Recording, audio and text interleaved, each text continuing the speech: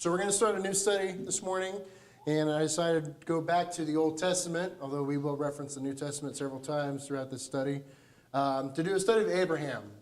And I'm going to do my best to keep it within the scope of his life. I'm not going to go on to Isaac and Jacob, and because that could very easily go into a study of all of the people of Genesis. I'm just going to focus really on Abraham.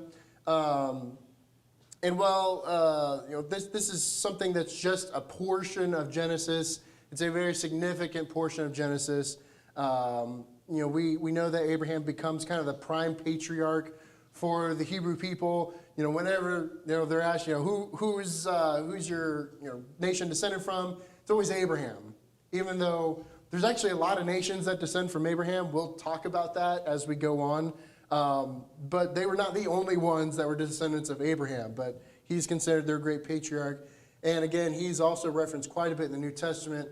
And, for those references that, Jesus or other people make about Abraham in the New Testament, it's good to understand what they're actually talking about. Whether it's a certain example that he did in the Old Testament or talking about his faith in general, like the Hebrew writer does in Hebrews chapter 11. It's good to know what his life was about, so that when we read those New Testament scriptures, we're like, okay, this is what they're referencing, this is what they're talking about. So that kind of strengthens our understanding of what's being discussed in the New Testament in those instances as well. So like I said, we're going to be primarily looking at Abraham's life within the section of Genesis that he is, the kind of main character of, if you will. We'll also look at other scriptures as is relevant. Like I said, we'll look at a few New Testament scriptures that may reference things that happened, as we go along in Genesis, just kind of to strengthen that bond, and so we know where those applications are made. My goals, basically, for this study, one is to learn about Abraham. I mean, we're gonna learn about Abraham. If you don't want to learn that, I'm sorry, you're going to. And I want to see how, kind of talk about how he fits into the history of the Bible. He is, again, a very important person in the history of the Bible, in the Old Testament, in Genesis. And see what we can learn from his life, from his examples, both good and bad. He doesn't always make the best choices. We want to talk about those as well. I want to help us understand why he's held in such high regard as the patriarch of the Jewish people. Again, even though there were other nations that descended from him, why they hold him as the grand patriarch, and also understand why Abraham is invoked and referenced in the New Testament, why he matters in regards to our faith in Christ. I think those are some pretty standard goals. It's not going to be a super complicated study, but I think there's some stuff we can glean, even though I'm sure most of us probably have a good understanding of Abraham and who he is and what he did. I think there's always something for us to look back on and say, well, I didn't think about that this way before, or I didn't make this connection between the Old and New Testament. So I think there's always something for us to look at. This morning, my goal is to look at the origins of Abraham. So if you thought we were done with genealogies when we did our Genesis 10 study, I'm sorry, we're going to look at them a little bit more. It's kind of unavoidable. But I want to talk about, just real quick, I'm not going to go to a bunch of verses, but I want to talk about some of the major events that happened before Abraham is on the scene. Now, Abraham is alive during the time of the book of Genesis, the first book of the Bible. So in our minds, we think, well, not a lot of time has passed in the history of mankind by the time he's on the scene. But actually, a lot of time has passed. We forget so often in Genesis that the people, the generations in Genesis, had very long lifespans. Before the flood, you're seeing people living 500, 600, 700, even 800 plus years. No one breaks 1,000, but some get pretty close. But people are living very, very long lifespans. So these generations, while maybe not very many, span a long amount of time. Probably some of you may remember that when we did our Genesis 10 study. I'm not going to go over it too much again. But even in Abraham's time, people had longer lifespans than we do typically. We kind of see it shorten as you go along the generations, but they still had somewhat longer lifespans than most of us. At least Abraham himself did. So there were about, the way I count it, and of course there are others that I can include, but I'm going to say major world events. I'd say there's 4 of them before Abraham is born. You have, of course, the creation of the world and mankind. It's kind of given, but I'm going to include it. You have the fall of man. You have sin entering the world. That was a pretty major event. You have Noah and the flood, where God wipes out all of humanity except for Noah's family, and basically mankind starts over. And then you also have the Tower of Babel, which is kind of right before where we're going to pick up, at least how it's recorded in Genesis. In the Tower of Babel, remember, people were kind of all of one mind, one language. They were kind of doing this hubristic construction project, I guess you could call it. And God decided that he was going to not have this, and so he confuses the language of man, and no one speaks the same language after that point. So there's this great kind of cataclysmic event at the Tower of Babel where suddenly people can't understand each other, and that's where we see the nations kind of split off and move off into other places at an accelerated rate. So that's kind of where, after that point, Abraham is finally on the scene. Let's do a little bit of reading. I'm going to ask people to read for me because you can tell my voice is not great. I want to read a little bit about his lineage. Let's go to Genesis chapter 11. And we're going to split this up a little bit, and I'll explain why in a second. If someone could read for us Genesis chapter 11, start in verse 10 and read through verse 17. Genesis chapter 11, verses 10 through 17, please. This is the genealogy of Shem. Shem was 100 years old and begot Arphaxad 2 years after the flood. After he begot Arphaxad, Shem lived 500 years and begot sons and daughters. Arphaxad lived 35 years and begot Selah. After he begot Selah, Arphaxad lived 403 years and begot sons and daughters. Selah lived 30 years and begot Eber. After he begot Eber, Selah lived for 103 years and begot sons and daughters. Eber lived 34 years, begot Peleg.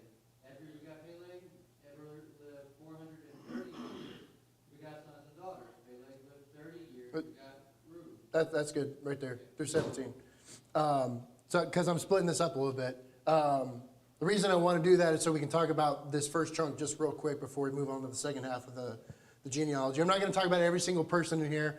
A lot of them we don't know much about. But let's start with Shem, the one that's mentioned first. Who is Shem? Does anyone remember? Okay, son of Noah, all right? He's one of the sons of Noah. You have Shem, Ham, and Japheth. That's the order we typically say them in. Although, if you remember Genesis 10 study, Japheth is probably the oldest. So maybe it should be Japheth, Shem, and Ham. We know Ham is the youngest for sure. Anyway, Shem is one of the sons of Noah.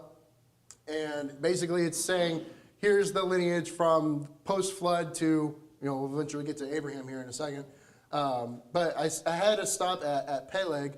Now, Peleg, the reason I wanted to stop here is to kind of just establish chronology a little bit. If you go back to Genesis chapter 10, verse 25, it also talks about the birth of Peleg there, and it describes his birth as, he received his name because in his time the earth was divided. Now, or some sort of phrase like that, depending on your translation. Now, that doesn't give us a ton of information on what exactly that means. There are some different theories about it. I think, in my mind, it makes sense to peg that to the Tower of Babel event that is recorded at the very beginning of Genesis chapter 11. So in my mind, the way that chronology works is you have the flood, and then Shem has all these descendants through Peleg, and then in his time, that's when you have the Tower of Babel that we see at the beginning of Genesis chapter 11, and then onward down is post-Tower of Babel. That's the way that I read those scriptures. Again, there are other thoughts about that. Maybe that's my personal opinion. We don't get a lot of information about it. That's the problem, is we're not told every single little detail. But that seems to make the most sense to me. So that's why I wanted to pause it there. So even though we see the Tower of Babel listed way ahead, before it goes to this chronology in chapter 11, it really occurs kind of down later where Peleg is born in this chronology. So I just wanted to stop there for that purpose. What was that reference again? Genesis 10, 25. I believe, if my notes are correct. I'm not actually looking at the scripture. Okay. All right. All right, let's continue on then. Someone read Genesis chapter 11, verses 18 through 26, please. Peleg lived 30 years and begot Reu. After he begot Reu, Peleg lived 209 years and begot sons and daughters. 32 years and begot Sarah. After he begot Sarah, Reu lived 207 years and begot sons and daughters. Serug lived 30 years and begot Nahor. And after he begot Nahor, Serug lived 200 years and begot sons and daughters. Nahor lived 29 years and begot Terah. After he begot Terah, Nahor lived 119 years and begot sons and daughters. Now Terah lived 70 years and begot Abram, Nahor, and Haran. That's good right there. That's fine. So just a quick point out, because I want to avoid confusion. There are two Nahors listed here. You have Nahor, the father of Terah, and Nahor, the son of Terah. This is not an uncommon thing in our society when people have the same name or people are named after, an ancestor. Don't get confused by that too much. It's two different people, so we might run into that a couple times through this study. So one other thing I want to note here is that we don't see the name Abraham here as one of the sons of Terah. We see the name Abram, not Abraham. Now, Abraham, he is born Abram. That's his original name. That's not the name that we typically call him. In fact, he doesn't receive the name Abraham until much later in Genesis chapter 17. But when I say Abraham, Abram, it's the same guy. Just I typically will call him Abraham. Just that's the name we typically call him. It's like Daniel, Belshazzar, that kind of deal. So don't get confused by that. Same guy, but we're not going to see the name Abraham until Genesis 17. So he's known as Abram when he was born until much later in his life. And I'm not going to talk about why that change happens. We'll talk about that when we get to Genesis 17. I'm not going to do that now. But just know that it's the same guy. He's called Abram at this point in his life. All right. Any questions or thoughts or anything about that section that we've read so far? I'm going to talk a little bit more about kind of Terah's family when we get to the next section of chapter 11. But just want to pause, see if there are any thoughts or anything. Anyone want to comment before we move on? Okay. Thing to notice, the lifespan's getting shorter and shorter. Yeah, so, I kind of mentioned this already, but if you look at the time before the flood, the time from Adam to Noah, when it does the list, you have hundreds and hundreds and hundreds of years, and they're just huge spans of time, and then you get to this point after the flood, you still have long lifespans, but they do get shorter and shorter, and I don't know, remember if I didn't put it in this, but I think when we did our Genesis 10 study, I had a chart that showed the lifespans. By the time Abram is born, I'm going to say Abram because that's the name he's born with. By the time he is born, Shem is still actually around, which is like, you're looking at all these lists and all these generations, like, how is Shem still here? Well, Shem lives a very long time. In comparison to the others, so you have multiple generations where people are still living, but those lifespans just get shorter. It's really just kind of interesting. Now, people get into all kind of like interesting thoughts about what happened to Shem later on. I'm not going to get too much into that, although I might have to mention it when we talk about Melchizedek later. It's not one that I'm really into, but Shem is still around when Abraham is born. Just, we don't really think about that because it seems like so many generations, but the lifespans were so long, that's what was happening. Yeah, an excellent point. Any other comments before we continue on? All right, we're going to get kind of in the meat of today. I don't anticipate getting really into chapter 12 today. We're going to just do this chapter 11 portion, but I have probably way more to talk about than I should. But let's read it first. Someone read for us Genesis chapter 11, verses 27 through 32, please. This is the genealogy of Terah. Terah begot Abram, Nahor, and Haran. Haran begot Lot. And Haran died before his father, Terah, in his native land, in Ur of the Chaldeans. Then Abram and Nahor took wives. The name of Abram's wife was Sarah, and the name of Nahor's wife, Milcah, the daughter of Haran, the father of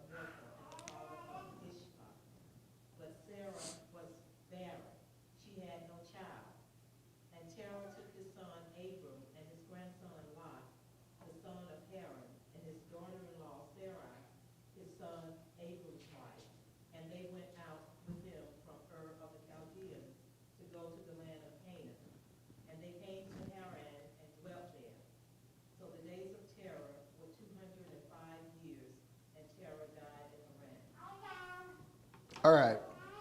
Let's talk about the really confusing family tree of Abraham. It's going to get worse, don't worry.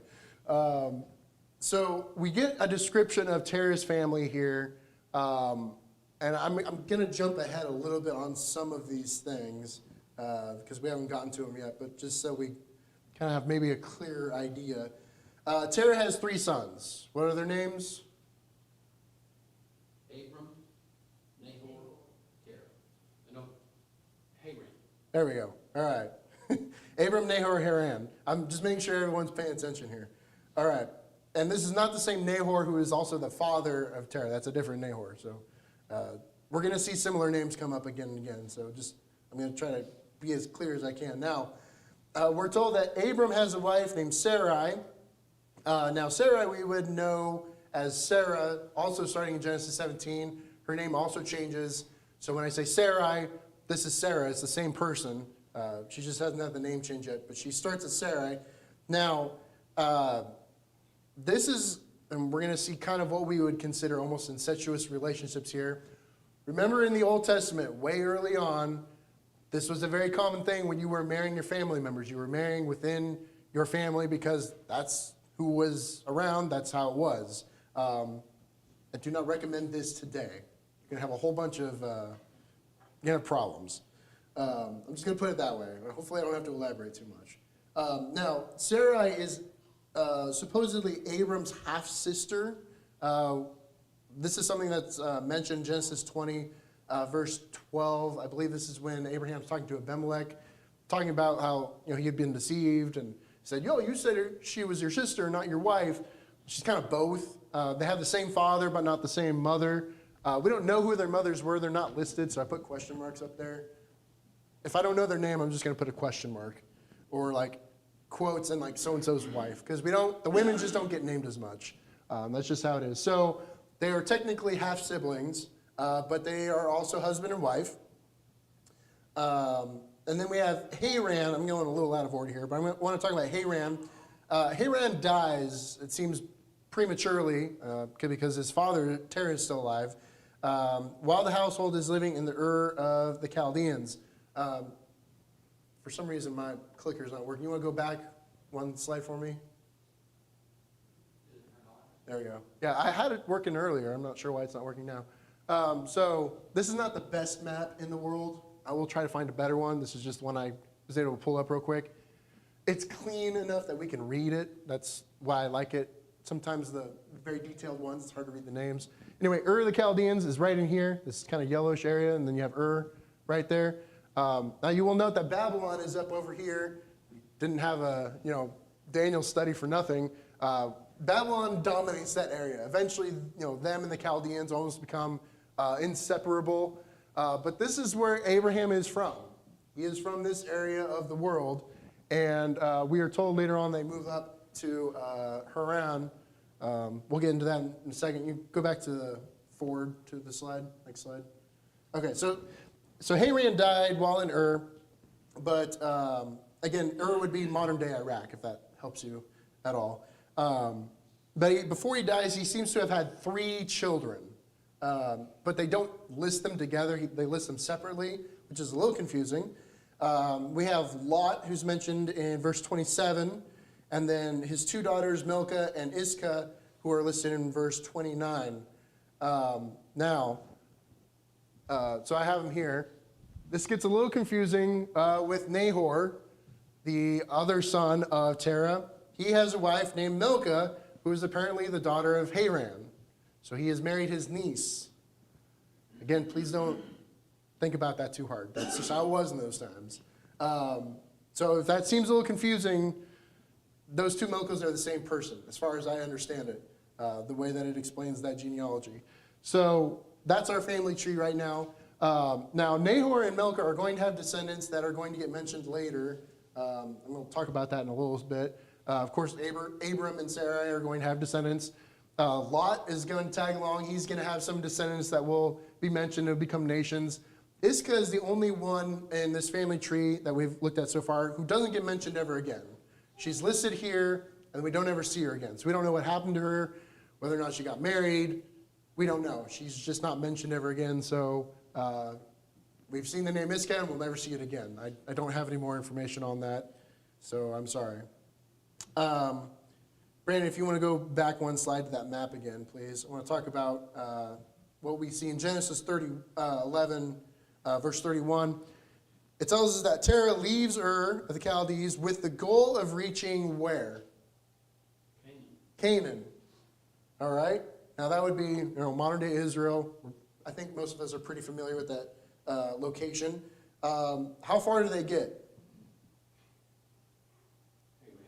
Yeah, so they don't get all the way to Canaan land, which is in this orange here on this map. They get all the way up to Haran. And some of your Bibles will spell differently. Some will have one R, some will have two R's.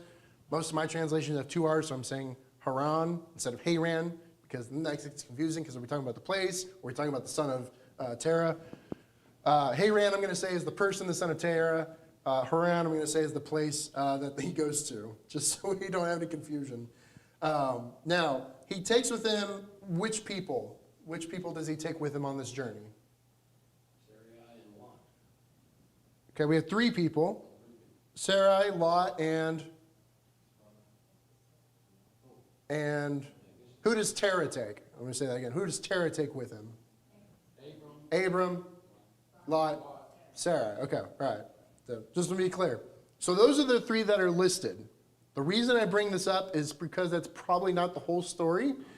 The reason I say that is because when we get later on in Genesis, like Genesis 22, Genesis 24, we're going to see the descendants of Nahor and Milcah, and they are located up in this area of Padan Aram, which would be modern-day Syria. Now, Haran is not in modern-day Syria, it's in modern-day Turkey, but it's like 12 miles from the border of Syria, so it's really close, it's the same region. So either at the same time or sometime later, Nahor and Milcah make the same journey to that area. I'm not sure why they're not listed or why it's not told when they go, but they're not listed here for some reason. I'm not sure why that is. But to avoid any confusion going forward, they did eventually get about to that area too. We just don't really know when. I kind of assume they probably tagged along also, but they're not listed. And I don't know why that is. It's one of those things where I wish I had more information. But it seems pretty much the whole family eventually does get to that area at some point. So I don't want to be splitting hairs about who was actually there and who was not, because eventually all of them do go to that area at some point. Just in case you get a little confused when we get later on in Genesis, like, why are they there, not in Ur of the Chaldeans? Why are they up in the area of Syria? They probably also went sometime shortly after. That's my guess. I don't actually know for sure, because we're not told. Now, we're also not told why Terah makes this journey. It just says he was going to leave Ur and he was going to go to Canaan. He never makes it. When they get to Haran, it says they settled there and he dies there. We don't know why he stopped. We don't know why he made that journey to begin with. My suspicion is God probably told him to make the journey. Now, the reason this is a guess. The reason I guess this is because when we get to chapter 12, which I'm planning to do next week, when we get to chapter 12, the first thing we see is God tells Abram to journey to Canaan, to continue the journey, to make the completion of that journey. Now, if that is true, if that's what God told Terah to do, why did they stop? Why did they not continue on? We're not told. We're going to get a lot of these things where we question, why did this happen? Why did it not happen? We don't know for sure. It could be that, they thought the land was pretty good, so they decided to just hang out there for a while, and he just happened to die while they were taking their time. We don't really know. But that is what happened. They get as far as Haran, and then they die. Jeff, you had your hand up. I was going to say that this expression is found in several places in the Bible that Abram was called out of Ur, not out of Haran. Yeah. So it may well be that God spoke to Abraham when he was in Ur, and that's the reason they left. They got to Haran. I don't know about Terah, whether he had health issues or what the situation is, but the idea is they stayed longer there and eventually did get to Canaan. Yeah, And you're right. We do have expressions where it talks about Abraham being called out of Ur, not Terah being called out of Ur. But when the only reason I didn't say it that way is because when we read it here in Genesis 11, it says Terah makes this journey. Like Terah is in charge. He's the patriarch here at the time. It's not really clear. It may have been he was talking to both. Maybe it was something to all the men of the household. The patriarchal system is interesting in its time because God is talking directly to man many times. He doesn't have a lot of designated prophets or priests that he speaks through. That develops later on. We're going to see them both in and out of the Israelite nations. Israel has theirs, of course, but there are others who are not Israelites who are also considered men of God or prophets of God. Balaam would be an example. I think Melchizedek would file under that. So it's this really interesting kind of time where men are just receiving, it seems almost direct contact with God in some of these cases. So we don't know how that conversation went. Again, we're not privy to all of that. Go ahead, Jeff. It's interesting you think about God's promises and God's commands, because, for instance, with God's promise that Abraham would have a child, it didn't take place immediately. Right. So it may well be that he gave him the command in Ur, but he had other providential issues to work out, including maybe, I'm just guessing, Terah's employment or something, or the availability of better land, or maybe a famine. It could be any number of things that he puts in motion. Abraham is still the son of his father, so he still is subject to his father, as well as receiving this promise from God that he's going to go to Canaan. So Abraham is not the boss of everything. Right. So it all kind of works out, but it doesn't work out as fluidly as we might think, and it doesn't happen immediately. It took some time, and so these events take place they seem to be happenstance, but they're not. They all fit within the providence of God. Yeah, and actually, could you go forward one slide to that famous tree again? Talking about providence of God, because this all works on God's timetable. In fact, Abraham and Sarah are going to have some impatience with God about the promised child that they're supposed to have. We'll talk about that more when we get to it. But God works in ways that we don't truly understand very well, but I'm going to give you kind of a heads up on some of these descendants. We'll talk about them probably later. Of course, Abraham and Sarah, they have Isaac, who has Jacob. You have the 12 sons of Israel. We have Israel, plus others. We're going to talk about Abraham has other descendants aside from Isaac. And there's actually a lot of nations that come from him. So Abraham has a lot of nations that come from him.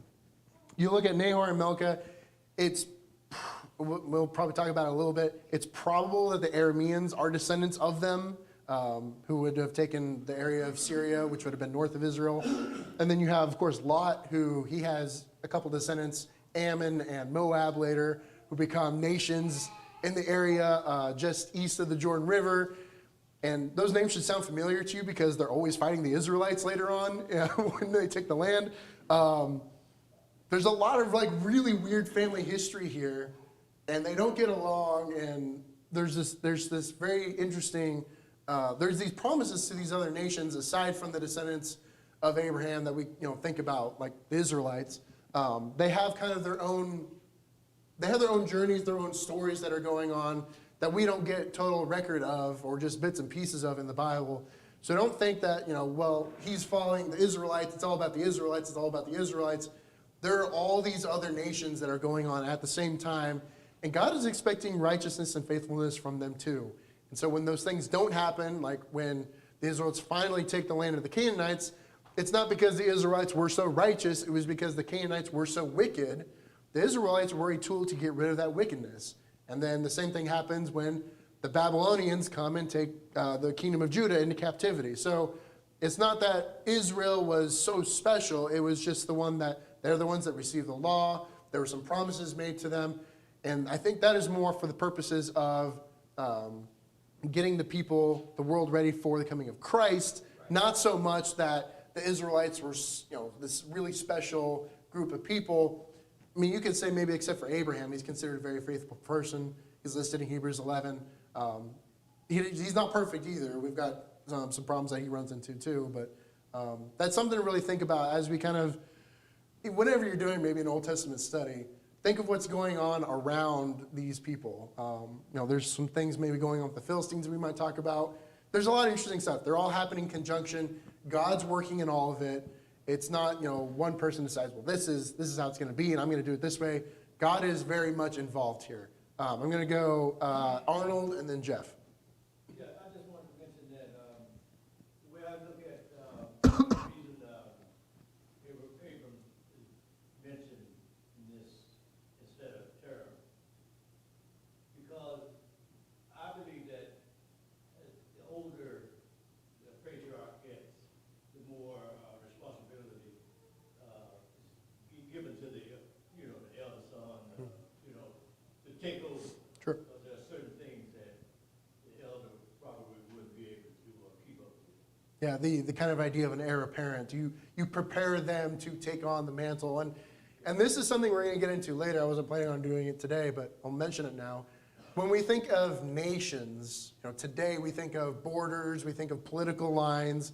We say, okay, at this parallel, this nation begins and this nation starts. We think of land masses. That's a newer thought of nationhood. Nations traditionally are groups of people that are usually connected by bloodline. That's the most basic way to think of a nation. So when we look at the descendants of Terah, this is a nation right here. And there are others mentioned probably in this family that don't get name dropped here. And we know there's a lot of servants and slaves that go along with this entourage, especially when Abram goes down to Canaan and talks about that. There's more people there than just these.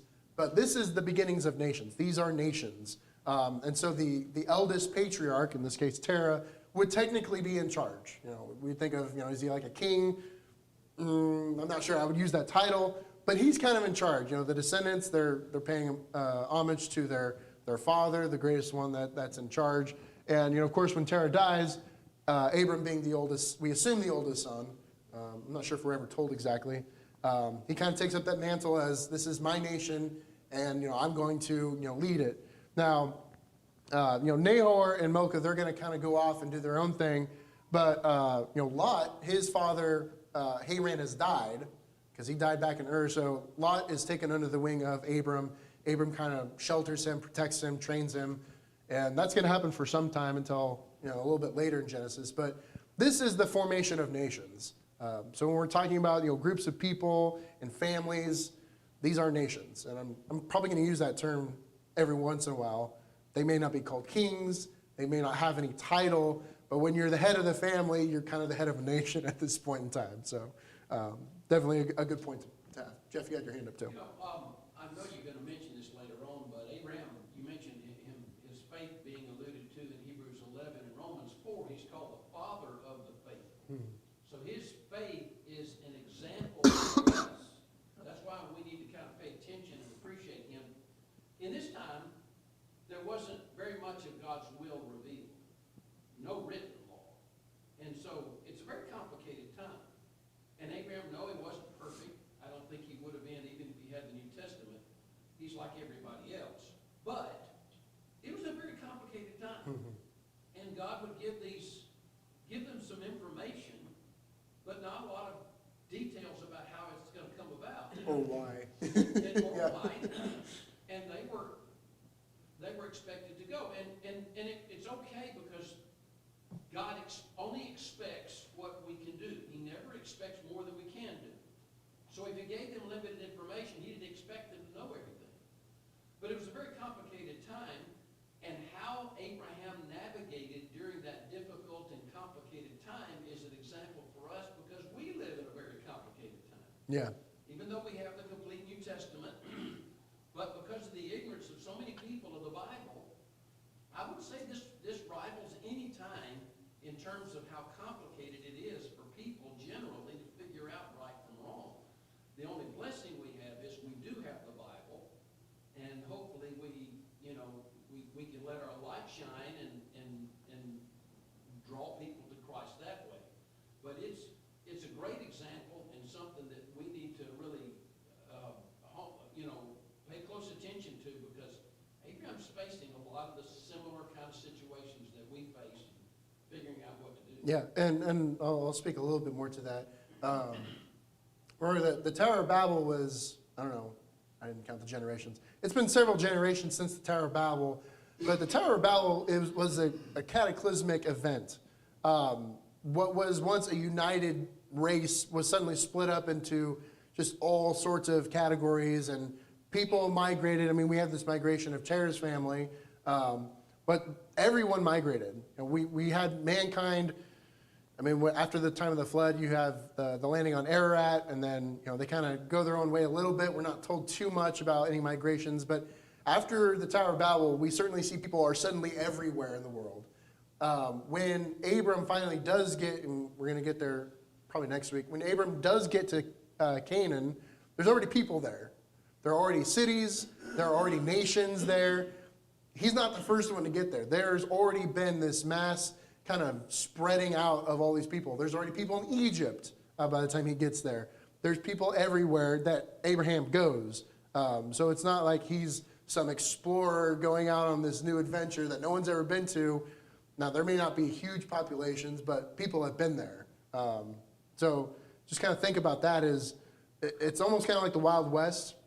You have settlements, you have people who are out there, but basically whoever's the strongest is in charge. That's kind of how it is at the time. And it's an odd, confusing time, but Abraham is considered faithful. We have many New Testament scriptures that attest to that, which is part of what we're going to include in this study as we go, is saying why is he called that, and what things did he do that give him that kind of moniker, and what kinds of things can we learn from that. So that'll certainly be part of the study as we keep going forward. I think we're getting kind of close. I'm not going to move on any farther. Any other comments or anything before we kind of close for today? That was kind of an introduction to Abraham. We're gonna get more into him. We're gonna start in chapter 12 next week. Brandon, go ahead. I just kind of want to expound on what's been alluded to. This story was written hundreds, if not longer, later. This story is for us, and we don't get the whole picture. We don't get everything that was told to Abraham or to Lot or to Terah or to all of the above. We get what's meant for us. And so when we think about these stories in the Old Testament, we need to remember that there is a lot going on behind the scenes. It was written hundreds of years later, so they don't get the whole story, everything that was said. Yeah, and most of Genesis from here on out is going to be concentrated on Abraham and then his descendants, Isaac, Jacob, and then the sons of Israel. But there is a lot of other things going on, and I'm going to kind of call them out as we go to kind of shine a little bit of light on that, because there's a lot of, when we think of Abraham and his descendants, like they were the only ones who were following God. They were the only people who were righteous. I don't think that's exactly true. In fact, I know that's not true because we see Melchizedek as an exception to that idea. I think there are others, because when he runs into people and he has certain interactions with them, there is at least some kind of faithfulness. There's some kind of moral compass that they have, which has to be derived from God at some point. Now, we don't get enough detail, as you said, we don't get a lot of detail on those other things. But I'm going to try to kind of glean as much of that as we can, because I think there's sometimes and maybe this is just my own personal thought, we sometimes will look at other people who are not in the church and say, well, that person's not exactly the same belief I have. They must not be destined for heaven or something like that. There are people who have that mindset, but everyone has that offering to be part of the kingdom of God. We have to be very careful about saying, well, that person's of that clan or that descendants or this faith. I'm just going to not even try to talk to them about God or anything like that. That is a very dangerous thing. I think that's a wrong thing to do. But some people will make those same assumptions in the Old Testament that, because they were not of the lineage of Abraham, they must not have been faithful to God. I don't think that's exactly correct. I think we need to be careful about making those judgments. Those are not always judgments for us to make. We'll let the Word do that. But yeah, there's a lot of things going on. It's a weird time. But we'll talk about it as we go. We'll stop there. We'll pick up chapter 12 next week. really kind of getting into Abraham's journeys through Canaan, and we'll go from there. Thank you for your